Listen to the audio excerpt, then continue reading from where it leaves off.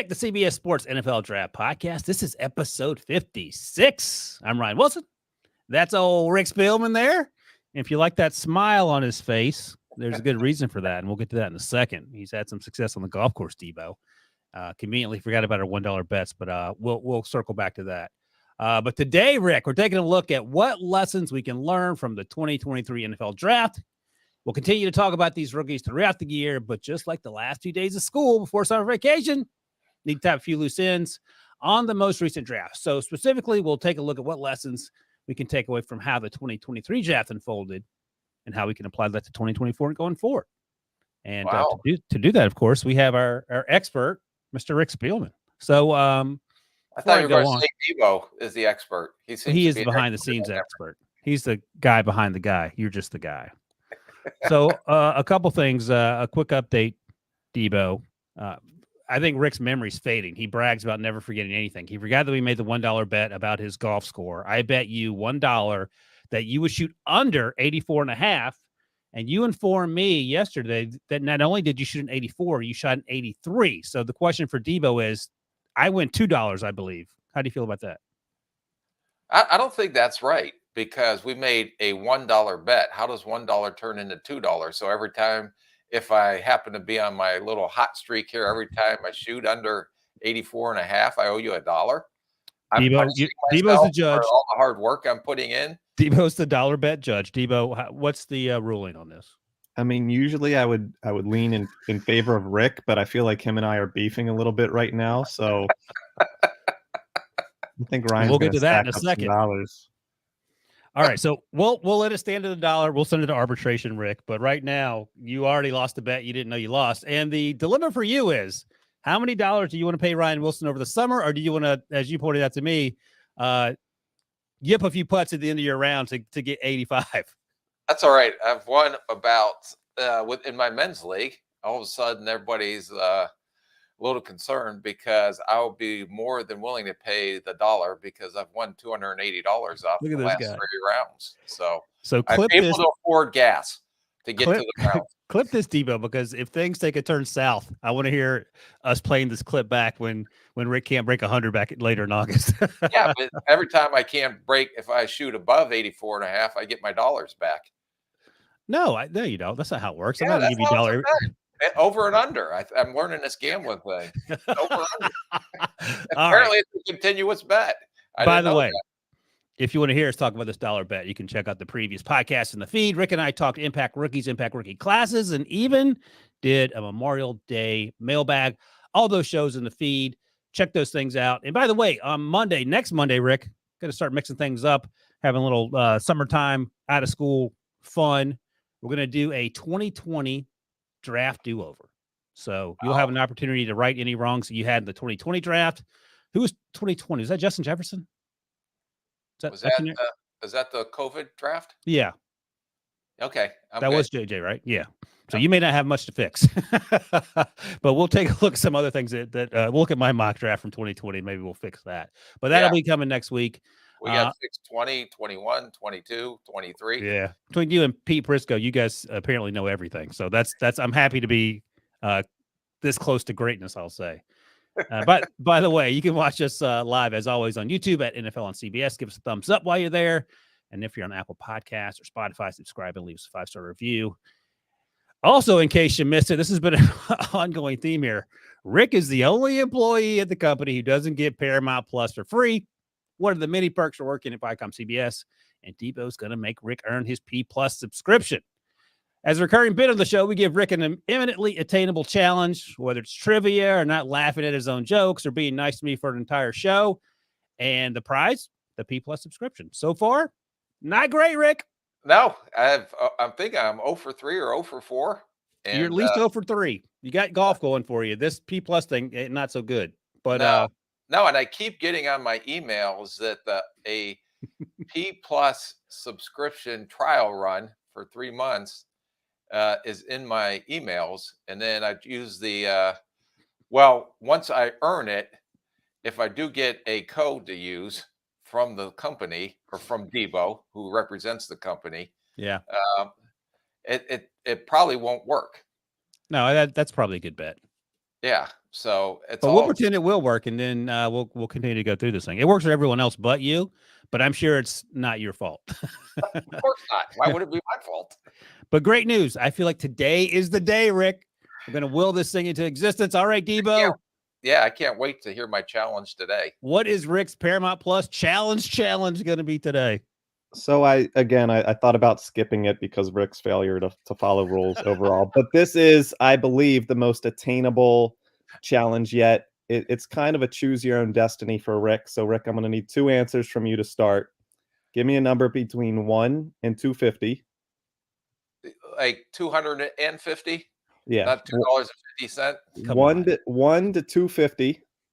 Okay, I'm gonna go 100. Okay. And then give me a number between 1 and 23. 1 and 23. I usually like number 33, but that's not between 1 and 23. You're going to fail Rick? this thing 2 minutes in. So can I change my 100 to 33? Fine. What is this man doing? All right, I'm 33 is your first taking number. 33 and number 10, because when I go to the gas station and I get gas, it has to end on a 10. Oh, I 100% believe that. So Okay. 33 and 10. Okay. So the choices there, 1 to 250 was the draft pick. 1 to 23 was the draft year. So you Ooh. have to tell me Oh, second round pick in 2010, pick 33 was Roger Saffold. Where did he go to college? oh, that's too easy. That's way. Come on, you know I'm an expert on colleges. If I gave was, you the yeah, 100 of it's easy. you actually would have had a better chance with the 100th pick because that was your own pick, Everson Griffin. Oh, I could do Roger Saffold. Where'd he The go? guard. I remember specifically watching him play left tackle at the University of Indiana, the Hoosiers. Oh boy, he struggled on that one, Debo. I have he that. Yeah, that one was easy. So that's it. That's it. That's the challenge. That's it. He could have said 179 in 2002, and maybe he doesn't get the player. I want it to be attainable for him. Man, This can't it. last all summer, or can it? Well, he got it. I'll give you that. So that was actually a pretty good challenge. And that sounds like you'd have got Debo. I mean, for all the downtime he has sitting on the beach or in Italy or wherever the hell he goes out west and drinking those drinks with umbrellas in them. Yeah. He's really a creative mind. Very, very impressive, Debo. Let's talk about something less creative. And by the way, Rick, I would imagine following directions is pretty critical when you're a general manager. And I mention this because Debo gave you a very clear and simple directions, and it appears you couldn't follow them. So, Debo, again, I'll let you explain what happened. You got Rick a present, unbeknownst to me or Rick, and then I'll let you pick up the story from there.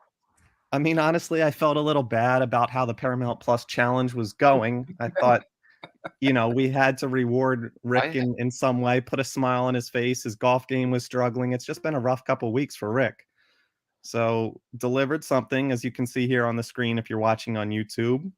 The text from me, Rick, I'm sending you something in the mail, but you have to wait to open it on the podcast. I thought it would be more dramatic if it was opened on the podcast. And Rick failed to do that. First of all, Rick didn't know that the package had arrived. He doesn't know how Amazon works, apparently. And then you really freaked him out because you sent him a picture of the package at his front door. He ran to his front door because he thought you were there, followed him around. What are you, 2.5 hours away from Debo, Rick? Yeah, at least.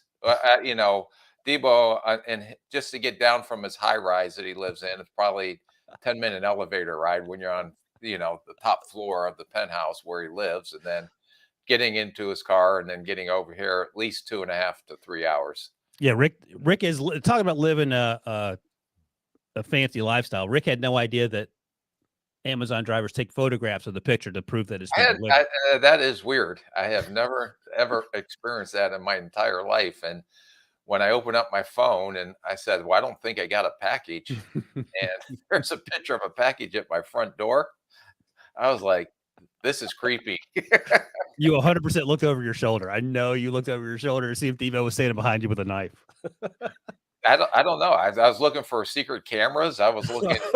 Well, that may be worth him blowing the surprise just to know that he was freaked out for a little bit. So Debo, do we want to tell him about the surprise now? We're doing save for later.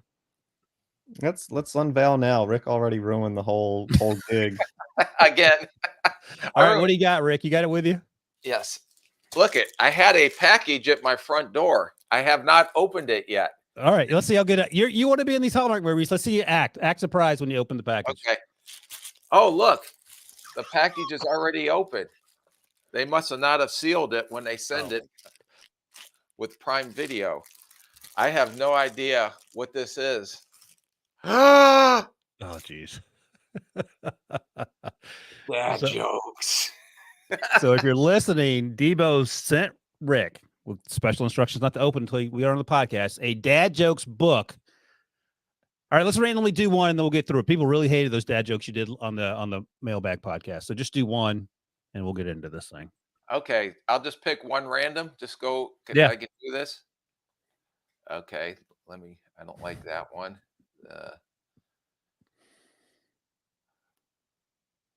When they told me to stop impersonating a flamingo, guess what I did? I have no idea. I put my foot down. Oh, Love it, Debo. Look how happy he is. Debo, you made Rick's day, and he's a guy fresh off shooting 84 and 83. All right.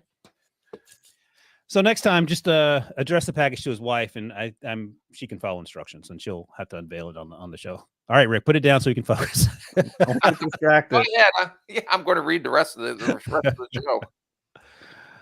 All right, good job, Debo. That was a nice gesture on your part. Rick totally messed it up, but there'll be plenty of other opportunities for Rick to make up for it, I'm sure. All right, Rick. Things we learned from the 2023 draft, in particular, sort of trends that maybe we see developing. And I'll ask you a more general question before we get into 2023 and looking ahead to 2024. You talk about in the past, after the draft is over, you sort of go back and self-scout in a bunch of different areas. Was it ever the situation where you would go back over the years and try to see how the draft had changed in terms of when players position-wise were selected, how teams were? And we've talked about this before when the Steelers were playing the 3-4 in the 90 when Joey Porter Sr. was drafted. There weren't very many teams drafting edge rushers and making them outside linebackers in the 3-4.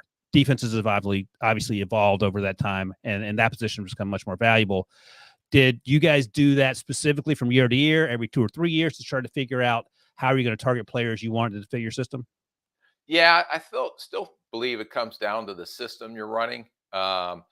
It's like the trend on these smaller receivers now. There seems to be a place for all these small slot receivers because we're seeing so much 11 personnel. And to go with 11 personnel, can I ask Debo a trivia question since I get pounded on this show all the time? What is 11 personnel, Debo? That will be your standard 1 running back, 1 tight end, 3 wide receivers. Wow. Yeah. Take that, Rick. And guess what you win, Debo, for that answer? Oh, my gosh. No more dad jokes for the rest of the show?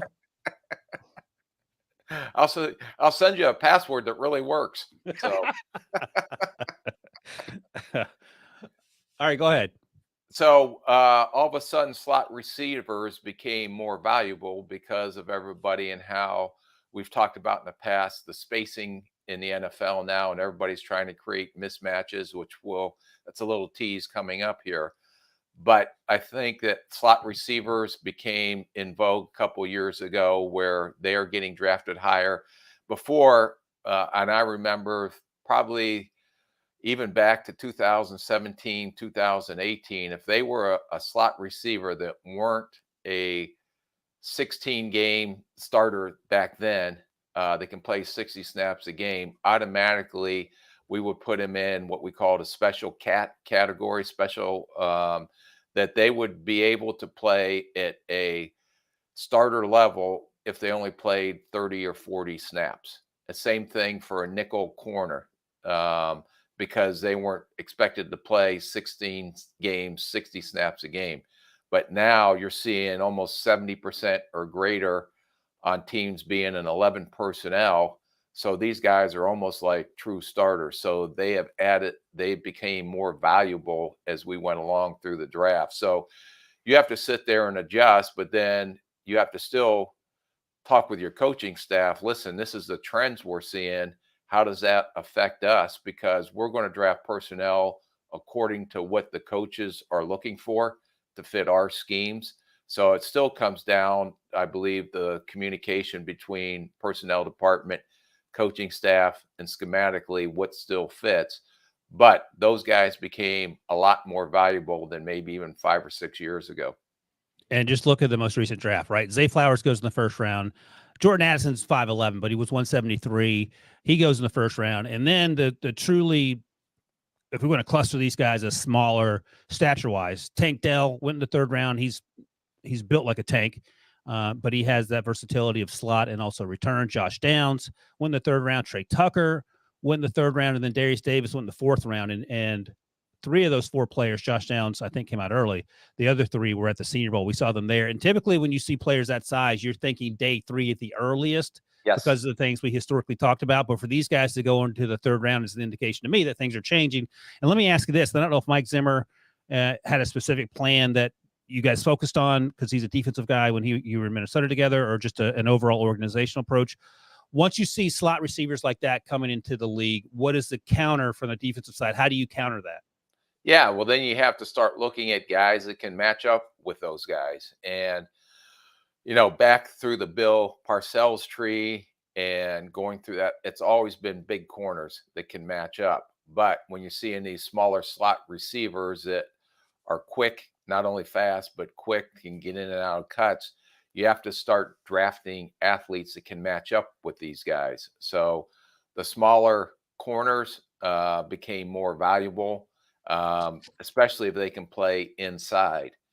And the one thing that really indicated, not only their physical traits that we're looking at, but when you play slot, you also have to be extremely smart because of the combination routes, because you have things happening in front of you.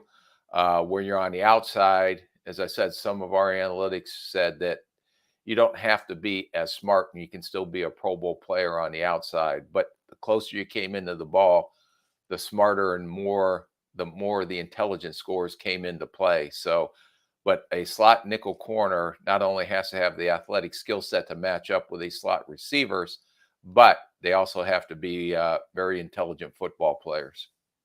All right. Well, this is basically a game of cat and mouse at this point. And I mentioned that because the direction we're going to go now, we're going to stay in the slot, but we're going to talk about running backs that not only are running backs, but they provide something in the pass game.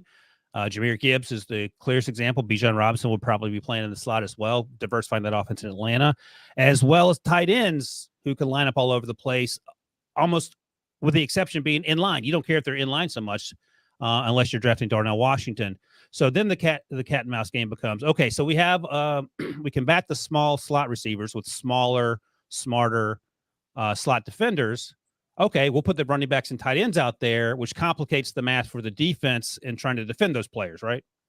Yeah, and I guess my question, Ryan, that I had a very, very intelligent question for you, and I just forgot it. So but now, does the Skinners of the world, Antonio Johnsons of the world that were drafted a little later, that are these bigger safeties, become dime linebackers that can line up and try to match up with size and athleticism versus the Kincaids, versus the Musgraves, versus these receiving type tight ends. It's the same thing. Clark Phillips, Yep. who was a little Nick guy, really good football player from Utah. But I think his quickness and his instincts can really match up versus these smaller slot receivers. You look at the running back. Let's say you put Jahmyr Gibbs in there. He's going to create a mismatch with a linebacker more than likely if they're going to have a linebacker try to match up with him. So again, I think that one of the teams that does the best at this is Dan Quinn down at Dallas. And we had a Javon Curse, who we drafted in the late, 7th round out of Clemson, who was kind of a safety / corner, but he was 6'3", 6'4". Dan Quinn takes these guys and creates matchup problems for the offense by putting them on a tight end or putting them in situations close to the line of scrimmage that can create mismatches. So to me, it's a cat and mouse game. And as offenses evolve, there's also a lot of smart defensive coordinators. And then when you are talking about drafting players, and I know you weren't a big fan of Simpson, the athletic linebacker out of Clemson. Yeah. But from an athletic standpoint, from a coverage standpoint, he has more than enough speed, more than enough quickness to sit there and potentially match up with these tight ends, even though he's undersized. That's why you see these 220, 25-pound linebackers end up getting drafted higher than they would have 5 or 6 years ago because of their athleticism and their ability to match up with these athletic tight ends and potentially athletic running backs. And by the way, Trenton Simpson is incredibly smart too. So that helps in terms of the things you're talking about playing in the middle of the field. So, but let's say you're 11 personnel and let's say Jahmyr Gibbs goes to the slot. And then, so is Clark Phillips going to have to cover him, or are you going to bring Trenton Simpson out to cover him? It depends on what you're talking about. Like 11 personnel, I imagine Gibbs will be in the backfield, or else you're going to have no one in the backfield. Right. And then he motions to the slot. So, but you have your defense to defend 11 personnel out there when he lines up in the backfield before he motions up. Defensive coordinators will look, and I think they adjust, especially throughout the season. And let's say Detroit is using Jahmyr Gibbs in the slot a lot to try to create mismatches. Well, defenses will see that, and then they may count Jahmyr Gibbs as a slot receiver. Right. So they called a different personnel and group. So they would get the different personnel on the defensive side. So the biggest one, I think, is the mismatch when you have 12 personnel, one running back, 2 tight ends, but you put a Kincaid or a Musgrave in the slot, and they're almost like big receivers. Well, if you have one running back, 2 tight ends, most of the time defenses are going to be in base defense where they have 3 linebackers on the field. So do you start to treat that as like a nickel defense so you can get your better cover guys on there, especially if these tight ends are creating matchup issues in the passing game? And then if you have your tight ends out there in 12 personnel and you see the defense is light, then you start running the ball. So Right. that's sort of the cat and mouse game that we're talking about here. And that's why these off-ball linebackers are so incredibly athletic. That's why Devin Bush and Devin White were drafted top 10 a few years ago to get those athletic middle-of-the-field linebackers.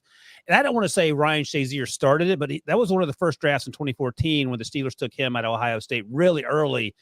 And I was like, this guy doesn't look like an old-school Steelers middle linebacker. And then you saw him grow into that role, and he played for a few years with Troy Polamalu, and you had that. You talked about this before, having up the middle being incredibly strong. Shazier and Polamalu at the second and third levels is a great way to start. I don't remember who played in the middle of that defense at that time. Casey Hampton was gone at that point, but Was it Kirkland? Who? Kirkland, linebacker out of Clemson. Oh, Levon Kirkland. No, he played like in the early aughts, I think. Okay. I'd have to go. I can't believe I can't remember. We have to ask our guy BMAC. But the point is, Ryan Shazier felt like the sort of the turning point when these linebackers started to become a lot more athletic, could cover in space, could run down guys who turned the corner. And I'll ask you, do you remember any linebackers being more athletic than Ryan Shazier regularly on the field prior to him coming out in 2014? Because it felt like they were just that's a great analogy there on when these smaller, more athletic linebackers, because, and unfortunately, he had that severe injury, or else, he had a great career going before the injury, and thank God he's able to, I believe, start walking again. Yeah, no, he's been walking for a few years, I believe. Right, but I think that's when it started to change a little bit, and it's like I said, everybody goes in the off season. And all these coaches do these studies on schemes, on matchups, on who you have to match up in the division, and how is your personnel going to match up versus their personnel. So AFC West. How are you going to match up and try to take Kelsey out of the game in Kansas City? You're not. So you look at the tape and you kind of look and see what defenses are trying to do, whether it's some kind of combination coverage or what are they doing to try to, and no one has came up with the answer yet, to try to take Kelsey out of the game, or at least prevent him from, taking over a game. So Steve McClendon was played in the middle of that team, 2014, the nose tackle. I don't even know if he was drafted. He made a pretty good career for himself. 2 years later, they drafted Javon Hargrave, who went on to great success for Debo's Eagles before moving on. I think he's out west now with the 49ers. Trivia question. Yeah. Hargrave, what college? Oh, the Steelers, I know. South Carolina State. You're not going to get me on the Steelers for the most part. But give me a couple other famous South Carolina State alum. They got some good talent. Oh yeah, they have Shaquille Leonard, South Carolina State.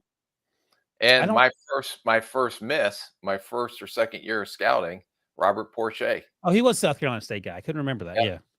You didn't miss on him. You liked him. You were just afraid to write it down. I was afraid to put a grade on him. You liked him. Are there any others, Debo? I mean, how about a guy that Rick was watching when he was like 30, Deacon Jones? Deacon Jones. You know Deacon Jones. Yeah, he was the head slapper. Yeah. Debo snuck that joke in there. He said you were 30 years old when you were watching him. Yeah, Debo's not funny. You get the free dad joke book and you're getting all over Debo. Harry Carson, Orlando Brown Sr., Kobe Durant had some success as a rookie with the Rams last year. Kobe, he's a good little player. I like him. There's a lot of great athletes down in the MEAC. And then there was, I never forgot one of the best games I went to see. I went to see Winston-Salem State play North Carolina A&T at Winston-Salem. Here's a trivia. Who was the receiver that was very productive that came out of Winston-Salem State? This is 1990? Oh, no. It's a little later than that. Oh. God, Yancey State Pet. Yancey with Winston-Salem State? Winston-Salem State, yep. Oh, nice. All right, one more Winston-Salem State question, then we'll take a break and we'll move on here. Who was the great basketball coach at Winston-Salem State? Remember his name? I bet Debo knows his name. No, I do not know. Debo? Debo's scrambling to search Google. No, I don't know. All I know from, I believe, Stephen A. Smith went there, and that's the extent of it. Stephen A. went there. Stephen A. played for Big House Gaines, and Big House Gaines was like, growing up in North Carolina, we heard a lot about Big House Gaines. A ton of success there, and I'm pretty sure Stephen A. played for him. Let me throw one more South Carolina State, a great that we missed. Played in the Steelers secondary back in the day. Hall of Famer. Is it Mel Blount? Did Mel Blount go to? No. Mel Blount went to Grambling, I believe. Donnie Shell. Donnie Shell. Donnie Shell. Rick, you're slipping. You're slipping, Rick. You get I'll give you one more college.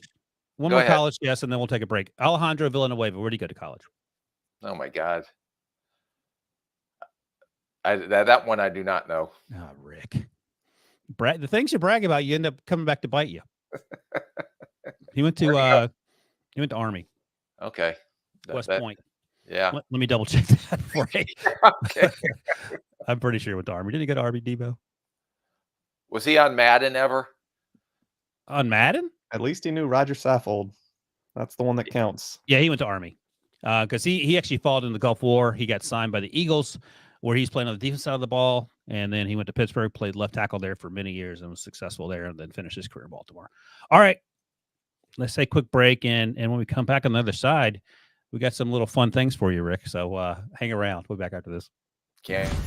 He's one of the world's biggest stars. Now, meet his leading ladies. I would have thought you on TV like this. You're welcome. Action. Being a Stallone, it holds a lot of weight. We're in our early 20s. We're at our peak, ladies. I fell in love with acting. I just want to make him proud. I know we're insane, but we love each other so much. I mean, this is a dream come true. The Family Stallone, a new reality series now streaming exclusively on Paramount+. Another Paramount Plus commercial to troll our good buddy Rick Spielman. There's a Sylvester Stallone reality series with his whole family there. Another trivia question for you, Rick. How old is Sylvester Stallone? 72. 76. So if you're listening to the audio podcast, I encourage you to go over to the YouTube version right now at about the 30-minute mark, because this was sent to me. This picture was sent to me from our good buddy Joe Musso, who's on his honeymoon in Tuscany right now. And he texted me, Rick. He said, I had no idea Rick was a tour guide for a wine tour in Tuscany. This is the guy who's giving the Italian young man, there you go, who looks like Rick's long lost brother. What do you know about wine in Italy, Rick? Anything? I don't know. The only wine I know is Boone's Farm. Oh, I right. experienced that in college. So that was about the finest of wines that I have had. How'd you sweet talk your way into this job? What do you? Oh, well, that's probably maybe facially. I don't know. He must have some wine in him to take a picture like that and say that looks like me. But look at the guy's wings, his arms. They look like strings attached to the side of his body. Please. Devo, he's not even looking at his face. Rick is so upset that we compared his body type to this guy. He doesn't have did we ever fix that caricature or cartoon graphic thing and putting Ryan's head on my body? I didn't even ask them to fix it. I don't want it ever to be fixed. Next year, I haven't seen it since Cody Mock was on Ryan's body.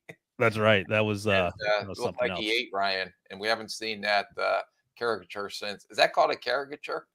Yeah, no, that's actually use that word properly. Oh, finally. All right, Devo, we have a comment from a viewer. I just wanted to highlight some football checking in from Milan. He's in Milan. Oh, that's awesome. Rick has been all over Europe. He has yet to go to Italy. So, Rick, you need to put it on your to-do list. There's so many folks. There's the graphic of me after a long, hard workout, and Rick after giving that wine tour. Rick, get back in the gym. That's all I can say to you. Next year, I'm going to do some steroids over the summer, so my picture's going to be even bigger. So yeah, your head does not match that body. You look like a little pea head. Hey man, that image has hair on it, so I'm not complaining about that. Yeah, that's awesome. Senior football's in Milan. Milan's one of my favorite places. Devo, did you go to Milan, or you went straight to Lake Como? Yeah, we flew into Milan. Then drove up, or did you hang out? Yep. All right. That's great. Can't wait to do it again before next year's draft. Are you? Oh my gosh. Maybe. You hear that, Rick? No, I didn't. 2 weeks before the draft next year, Devo's taking the family back to Italy. He takes this job incredibly seriously. Are we considered family? Are we going to do our podcast from Milan? That I would be okay with. Look into that, Devo. I'm sure that's at the top of your list. All right, let's talk about the quarterback hype. And is it a media creation? Is it a thing that actually happens? Rick, I sort of know where you come down on this, but I'll start with this. So the 2022 draft is the draft where Kenny Pickett was the only quarterback to go in the first round. There was Matt Corral, there was Malik Willis, there was Desmond Ridder, and there was Sam Howell. And the conversation was maybe 3, maybe 4 of these quarterbacks end up going in round 1. Instead, 20th overall, Kenny Pickett to the Steelers. The next quarterback, Des Ridder, doesn't go off the board until the 3rd round. Malik Willis went also in the 3rd round, and the Titans have since drafted Will Levis. They traded up to get him, so that would indicate to me that Malik Willis's career is probably going to be a short one in Tennessee at least. Matt Corral, the Panthers drafted Bryce Young. His career is going to be a short one, it sounds like, in Carolina. I forgot to mention Bailey Zappi, who went ahead of Sam Howell. Bailey Zappi was at the Senior Bowl, didn't have a particularly great week, but no one really did. The weather wasn't great that week in Mobile.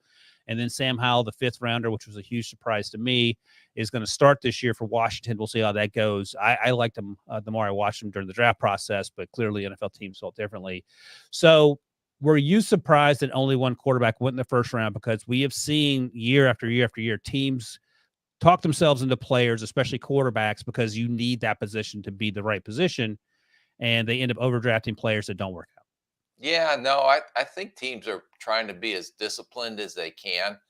I think especially on Thursday and Friday to make sure that, and they know a lot that the media does not know. They know all the analytics scores, the psych scores, the S2 scores, which we heard about so much before the draft, the intelligence scores. They've been in private meetings with these guys, have done private workouts. So I think they're staying truly disciplined to what they evaluate and not listening to all the hype on the media. But Rick, sorry to interrupt you, but but historically teams have felt like they have overdrafted. And this felt like the first year in a long time where they were disciplined, as you point out. Do you agree with that or no? Yeah, but I think teams are, taking some risks. The lower you go through the draft, and I know we'll talk about this year's draft, and I have a theory on that as well.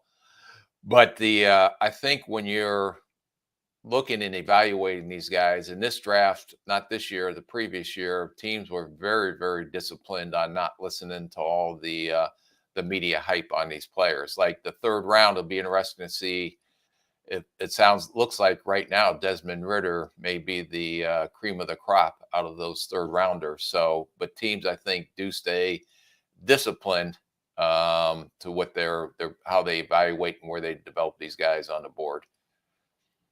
Okay, so what have we learned from this year's draft? And we don't know anything really because nothing's happened but OTAs for a handful of these guys. There was a clip going around yesterday where Will Levis missed the throwing net, and I sent that to Pete because I like to give Pete a hard time, but it was just him and Ryan Tannehill and Malik Willis working out, doing footwork drills, and then throwing at a net.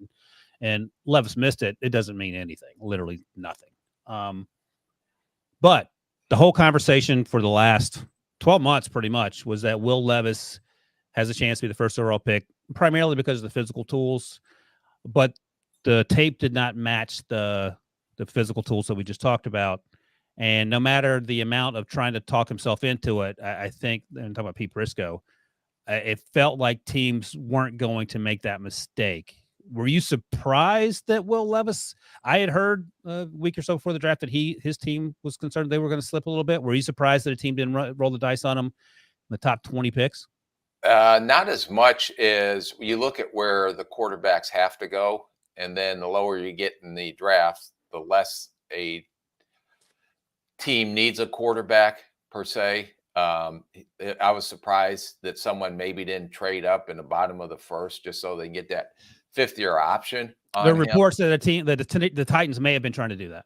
Right, but they got him in the second round, so they don't have that fifth-year option. But and I'm going to ask you this, Ryan. When we went on our little pro day tour and got to see all these top quarterbacks, and when you saw Will Levis, did your opinion change on you didn't like him as much as when you watched him on tape? Well, I didn't like his tape at all. I like him more, but we talked about this at the time and you talked about this. It's great to see these quarterbacks back to back to back. And once we had all four in sort of the pro day hopper, when you graded them out in terms of just performances on pro day, not talking to them afterwards or going out to dinner with them, just watch them perform for 30 minutes. Will Levis was fourth. And I thought Bryce just outdid CJ. That was close. I thought Anthony Richardson was fun to watch, and I think that Purdy was scripted where he didn't have to throw a lot of short, quick passes. He just threw the ball 80 yards down the field, and we all had our jaws on the floor for that. And Will Levis, and you talked about this immediately afterwards and the following weeks, that he looked a little stiff. And it looks like Bryce isn't going to throw a 99-mile-an-hour fastball, but Bryce and CJ are much more fluid, and Anthony as well. Anthony has a really good arm, where Will was very – and you talked about the upper body strength, and he looked rigid, and it looked like it was hard for him to sort of show the flexibility you like to see in the quarterback. That said, I thought he had a pretty good pro day, but compared to the other three, it just confirmed what we had seen on tape. Yeah, and just even observing the teammates and things, it just everything at Will Levis's pro day just seemed forced, and it wasn't natural. And not just from the throwing standpoint, just from observing the players. And was it false enthusiasm? I don't know. I just got a sense. What do you mean? Okay, throws a great pass. Everybody claps with teammates, but it just seemed not as natural as when Bryce Young went out and did what he did, or when CJ Stroud did what he did at his pro day. It's just the feel that at least I got watching teammates around him, and is it an act, or is it pure? Is it not an act? And Hey, let me ask you this. I don't think you've talked about that before, which is interesting. But you've interviewed millions of players, and you actually enjoy the combine because we get to talk to all these players, and you give them a hard time. It felt to me like Will Levis of the 4 quarterbacks we talked to was the not stiffest, but he was the most guarded. And part of that could be he was tired of answering questions about why he played so poorly and the injuries and all that stuff. And I get that. It would wear on anyone. But I also heard that he didn't interview terribly, but there were some questions about his interviews with the teams. Whereas when we talked to CJ, it changed both of our opinions. We got to talk to him in person. We did that a couple times during the pre-draft process. You know Bryce well. I got to talk to him at the combine. He was a great guy to talk to. Same with Anthony Richardson. And what do we have here, Debo? So this is a question from Stephen Baffy. I think the NFL teams value the interviews at the combine more than the underwear Olympics. Could we get Rick to speak on that and what the interviews are like and what the goal is with them? So that leads perfectly to what I was just saying there. Go ahead. yeah, no, this is a great question, Stephen, and appreciate you tuning into the show. At the combine, when you do a formal interview, you only have about 15 minutes. So every player, we had a scripted plan on when they came in and what we wanted to accomplish in that interview, in that 15-minute interview. A lot of times that's the initial interview. There's a lot of follow-up interviews on Zooms, at pro days, private workouts, because you want to spend more than just 15 minutes to get to know the person. But when they would walk in, okay, and I remember Johnny Manziel when he came in, and the whole interview, nothing to do with football. We were going to go back and do that later, but it was everything that he posted on social media and questioning him on, is that what we want our organization to be represented by? Some guy, out there, at the party scene and things like that. Hey, can I ask you what he said when you asked him about all the social media stuff? No, it was interesting to see how they respond. Some guys have scripted answers, and you try to get them off those scripted answers. And the one thing that I thought was very important, and I tried to learn, is that we actually had people that were experts in the interview process. We had a group come in that actually did that for a living, interrogating in the special ops, and they put me through an interview thing, and how did you melt? No, I didn't melt, but I was trying to hide and they eventually got it out of me. Wait, how did they get it out of you? You don't have to tell us what it was, but how did they get? The secret to interviewing people, in my opinion, is asking open-ended questions to see what rabbit hole they're going to take you down. So you just drove yourself off a cliff, Thelma and Louise style? Yeah, no. It's like, okay, I'm sorry. Don't waterboard me. I'll tell you the truth. But it's interesting because we would find out things that we didn't know about from the background. We weren't able to get. But when you talk to players and you listen to how they respond, you may have something scripted in that interview, but all of a sudden it becomes unscripted on how the player answers.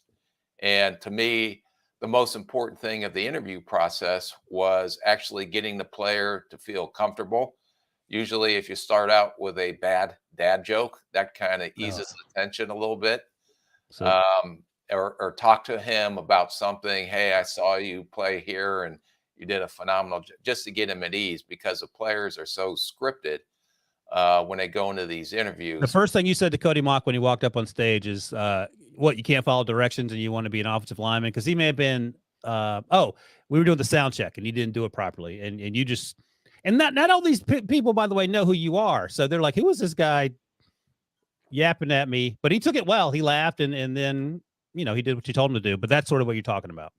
Yeah, just get them off script, just get them loosened up. And I think that's the important part of the interview process, because the end result is you want to know what you're bringing into your building and do they fit the culture you're trying to establish. And that's why I think that the conversation that CJ Stroud had with you when you gave him a hard time about his very first start in college, and he made sort of a joke about it, but he wasn't backing down. And I think I like that. I think you liked it too. Danny Cannell, who was on set with us, our quarterback, of course, loved the love the idea of him not just saying, okay, yeah, you're right.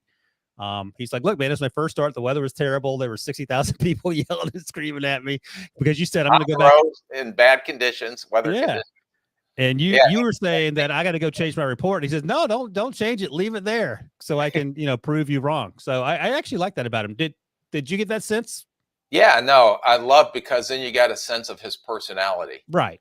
And that's what you're trying to find out, these guys' personality. So anytime before, even when I was before they came into our 15-minute interview, I would go out and greet them before they even walked in the room. Oh, okay.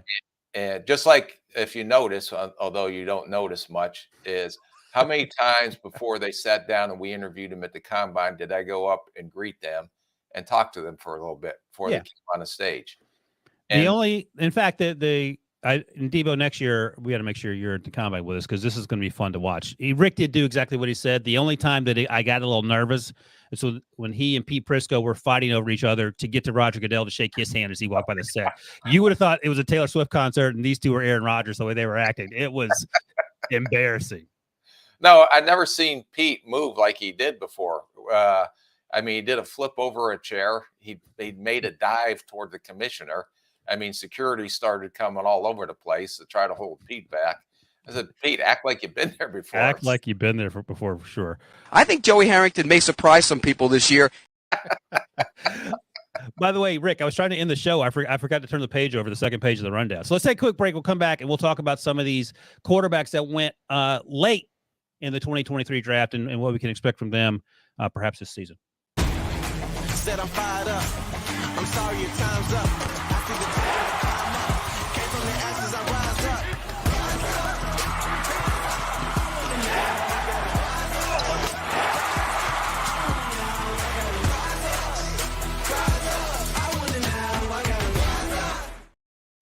All right. Debo asked in the rundown, is the Brock Purdy effect real? And what'd you say? I love watching the WNBA. I'm a huge sports fan. And okay. Yeah, no, getting a chance to watch those girls play is just incredible. And that was if you're listening, that was the commercial that we just took a break from. And I don't need Paramount Plus to watch the WNBA. I don't know. They may have some games on there, but right, it'll be on network. Gosh, going back to 2012, I used to cover the UConn sports, both the men's and women's basketball, even the football team. And Maya Moore, who played for a long time in Minnesota, one of the best players to come out of UConn ever. And she was a great WNBA player as well. I think she's since retired.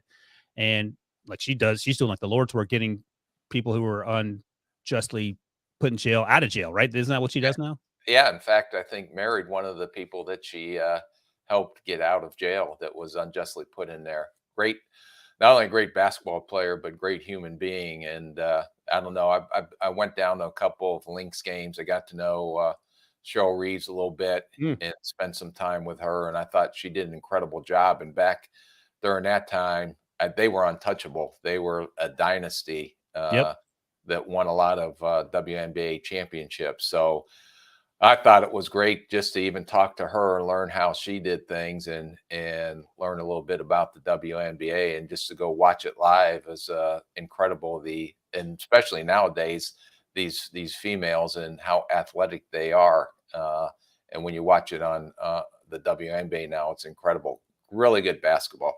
It's funny. I've been doing this job for, by the way, WNBA Saturday, 10 Eastern on CBS Sports Network. You're going to check that out. So I've been doing this job forever, and, hanging out with you, I get to meet important people in the league and the players and stuff. And it's just part of the job. One of the most exciting moments for me as a weird old dude, I used to be a member of the Y here in Syracuse, and I was there minding my own business, pretending to work out on the treadmill. And Breonna Stewart walked by, who played for UConn, plays in the WNBA. She's from Syracuse, so I knew who she was coming out of high school. And I was like, oh my God, that's Breonna Stewart. I said to myself, I didn't bother or anything, but she's another great basketball player, hugely popular around here, obviously, because of all the success she had. And it's fun. It's sort of, when I talk about covering women's basketball for UConn back in the day, people were like, how was it? I was like, it was awesome, because it's Hoosiers. You have to play technically sound. Gino Auriemma, the head coach, he treats those they treat him like players. He doesn't care whether you're a man or a woman or whatever. He's just as big a butthole to the girls as he is to the boys. And he got the most out of those players, and it was fun to watch because he doesn't put up with a lot of silliness. They're going to run their offense. They're going to play defense hard, and it's sort of like Pep Guardiola though in Man City. When you get the best players, it's a little easier to compete. you can be the best coach when you have the best players, but I mean he's done it for decades. So anyway, that's our WNBA / women's college basketball conversation. Let's go to the Brock Purdy effect. Is it real? So Debo asked that question in the rundown, and we saw 14 quarterbacks go in this draft.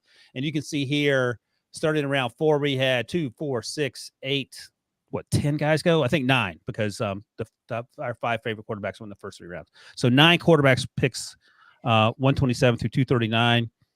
And so before you answer, is the Brock Purdy effect real? I'll just pose this. So it feels like the Rams took Stetson Bennett earlier than anyone thought in round 4 because injury concerns, I would imagine. Matthew Stafford, he has a ton of experience, has a chance to play there.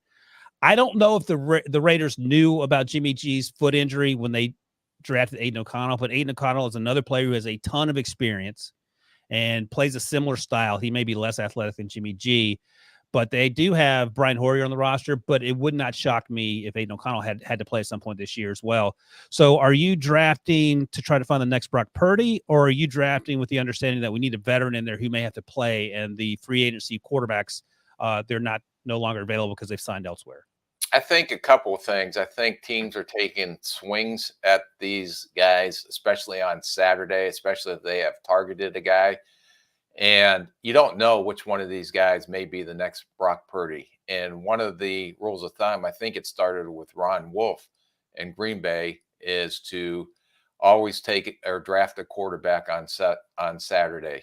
And now with so many compensatory picks, that teams have all these extra picks on Saturday. The other thing is that made a difference was when the compensatory picks were able to be traded. That wasn't able to happen maybe 5 or 6 years ago. I remember being on the GM committee that I co-chaired with Tom Telesco. And one of the things that we put up to the competition committee, and it got voted through, was to be able to trade your compensatory picks. And so now that you have a lot of these compensatory picks, everybody's going to take a swing at maybe finding the next Brock Purdy. But I did some research. What do you got? I went back and looked at how many, I guess, successful guys ended up being more than just, Tom Brady, who was drafted in New England in the 6th round. But there were guys that I don't think they were superstars, but they end up playing pretty good. Minshew was a 6th round pick. Yeah. And he's been a really solid backup and started and won some games. Mark Bolger, West Virginia. Yeah. Started out in New Orleans and ended up with the Rams and had a pretty successful career. Mark Brunell, who started out in Green Bay. Here's where the Green Bay effect comes in. He was Washington State. Washington. Washington. Sorry. Go ahead. He was drafted by Green Bay in the 5th and ended up, having a pretty nice career down in Jacksonville. Brad Johnson, who ended up was drafted in the 9th round by the Minnesota Vikings before Florida State. Florida State. He was a backup to KC. Casey. Who's Casey? Kate went to ended up playing with the Cardinals for a little bit. Debo, you can win Paramount Plus if you can tell me Casey's last name. Gosh, I don't know. Brad's from Black Hills, North Carolina. I do know that. Out the western part of the state. Who's Casey? What's Casey's last name? Yeah, we're going to have to wait till the end of the show for the answer, unless you guys. All right, keep going. I'll think about it. Matt Hasselbeck, who was again drafted by Green Bay in the 6th round, ended up playing in Seattle.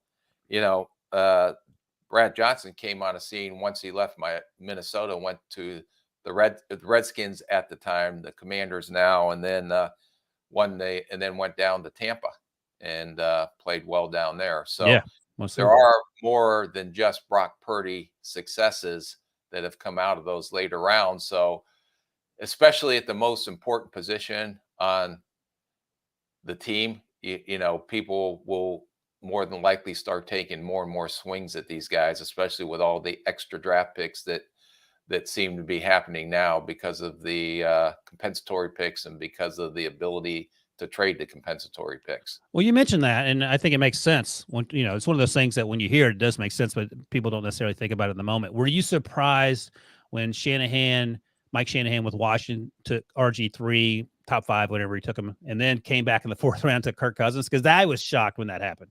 Yeah, because you just drafted a quarterback. Now you have 2 rookie quarterbacks that you're going to go with on your roster. I can't remember who the veteran backup was on that team, but they took a swing at 2, and RG3, I believe, ended up being rookie of the year. Yeah.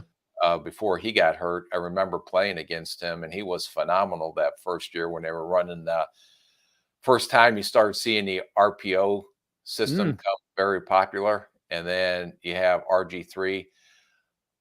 I remember watching RG3 at a game when he was at Baylor, when they played up at UConn, and just ran up and down the field that night.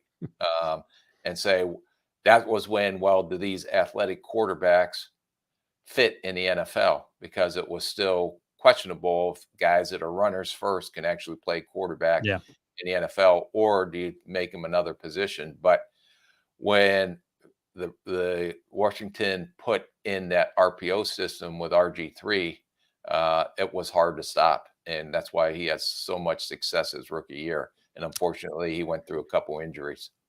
But that's the thing, and that's the difference. I think he was a 2012 draft class because Russ Wilson was the 3rd round that year. He was short, but he was stocky. And he also, Russ has a knack for avoiding big hits, even though he ran a lot earlier in his career, whereas RG3 was slight of frame and took a ton of huge hits. Right. I think he got injured inside the pocket. Ironically enough, it wasn't that he was out running in space when he I think it was an MCL maybe that he hurt. Whatever it was late in that season, the fact that he took so many hits was problematic, and I think probably shortened his career. But it was curious to not only have them take 2 quarterbacks, 2 different styles of quarterback. Kirk Cousins was more athletic than we probably gave him credit for, but he was never RG3 athletic. No. And if you're running those sorts of offenses, it's interesting. So of the guys that were drafted last month, rounds 4 through 7, any other names you think besides Stetson Bennett and Aiden O'Connell have a chance to play? Jake Haener was drafted by the Saints. Obviously, an injury would have to take place for him to play there. Anyone stick out to you? No, I think all those guys will be developmental guys. Some of those guys may end up on practice squad, but with the new rule, with the 3rd quarterback rule coming into play this year, you'll see teams keeping 3. It was a trend that they only kept 2 and try to get 1 through on practice squad. But now I think that these young guys, if they show up, Skylar Thompson showed up in Miami last year during the preseason, that they'll keep 3, especially with the new 3rd quarterback rule, that they can be designated on game day. As long as they are on the 53-man active. You can't do that if they're on practice squad. So that's why I think you'll see more teams keeping 3 quarterbacks instead of 2. And the trend was keeping 2 over the last couple of years. Before we move on, let me ask you about Tanner McKee out of Stanford. He's tall. He's not particularly athletic. He is above average arm, not a great arm. He's not Davis Mills. I mentioned that because the next to last quarterback drafted in the 6th round to the Eagles, and it sort of feels like a more pronounced version of RG3 and Kirk Cousins when you talk about Jalen Hurts and Tanner McKee being on different ends of the athletic spectrum. So you talk about practice squad because when you look at the depth chart, they have Jalen Hurts, who just signed a monster deal, well-earned. Marcus Mariota, who they signed, who fits that athletic, what you want in your quarterback. Ian Book, who played at Notre Dame and was a 4th-round pick a few years ago, I believe. And then Tanner McKee is QB4 as we sit here. I suppose there's a situation where Marcus Mariota, they cut him in August if Ian Book or Tanner McKee ball out. But it feels like as we just look at this depth chart, Mariota will be the backup for obvious reasons. And then it'll be Tanner versus Ian Book. And there's a real possibility that Tanner McKee doesn't make this roster as a 6th-round pick, even though typically you try to keep the quarterbacks on the roster that you draft. Is that right? Yeah, I think, and I did Ian Brooks when he came out of Notre Dame, and he was a more athletic runaround quarterback, where Tanner is more of a pocket passer. I think he has a better arm than what you described. That's my opinion. I think he can stand there and deliver the ball a little bit. Like a guy like Nate Sudfeld is still bouncing around, coming out of University of Indiana, the Hoosiers, since that's the theme of the day, that I've finally won Paramount Plus, and I will be watching the Stallones tonight if I ever get the right password to get into the damn thing.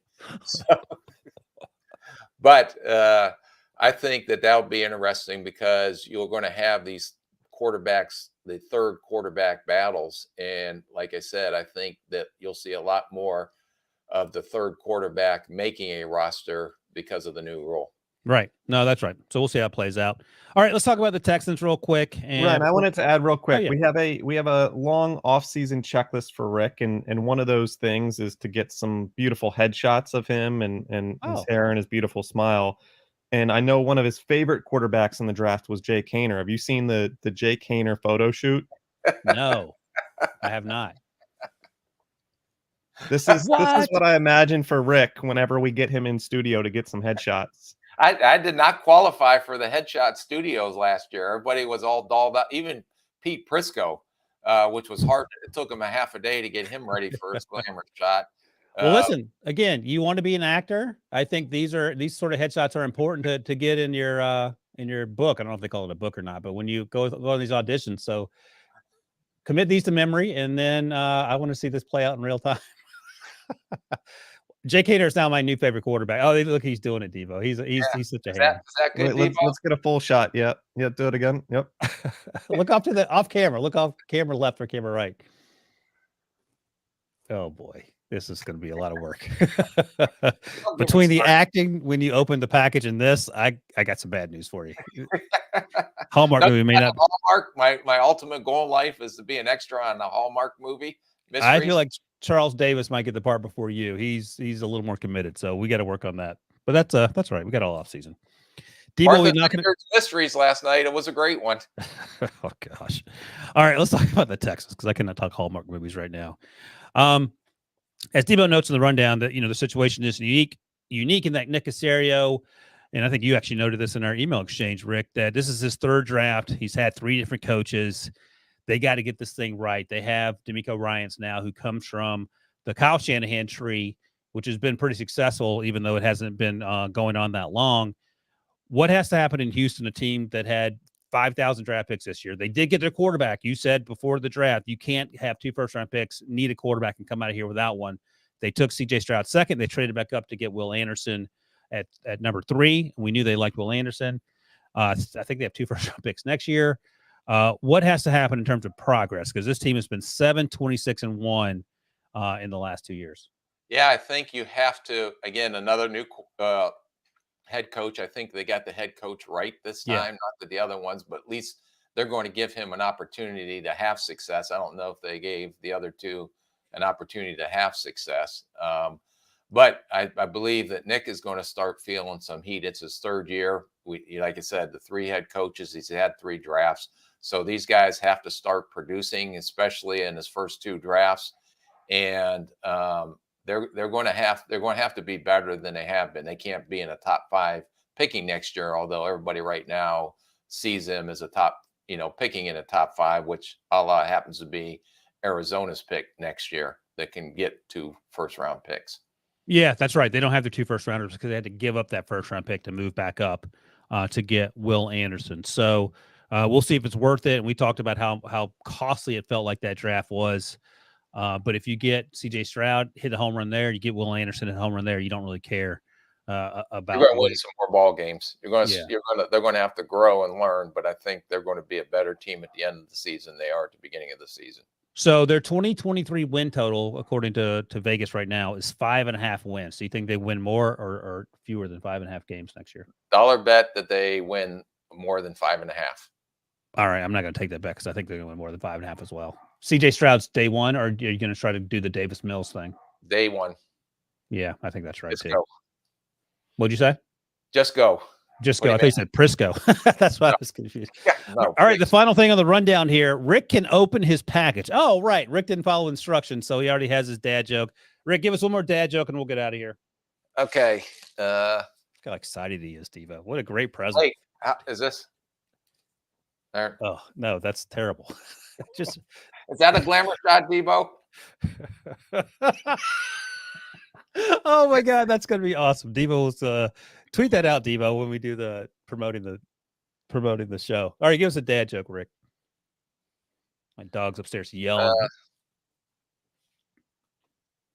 Geez, there's some bad ones in here, Debo. Boy, Rick thinks they're bad. Yeah, hang on just one second. Oh, look at my library. Everybody has like he has a dad joke library. This is a hardback. Oh my gosh.